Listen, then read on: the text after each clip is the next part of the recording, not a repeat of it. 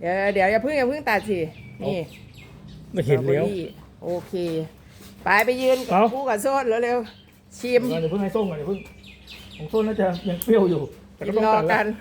สตรอเบอรี่กินโชว์กินโชว์ไม่ล้าง กินเลย โบราณเลย แมนวนน้ำชูมือเอาชิ้นเอาพี่เปา กูล่าง เอาเปาโอ้ไปล้างให้ส้น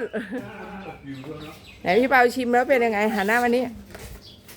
ยังไงอร่อยไหม หวานมาก หวานมาก เปล่าเปรี้ยวอ่ะ ว่าได้เราบอกพวกขึ้นน้องเปล่าเลย มันไม่มีปุ๋ยเปล่าปุ๋ยหวาน เป็นได้ แซ่บแซ่บด้วยไง เอาไปปลูกที่บ้านปะ บ่การรักษา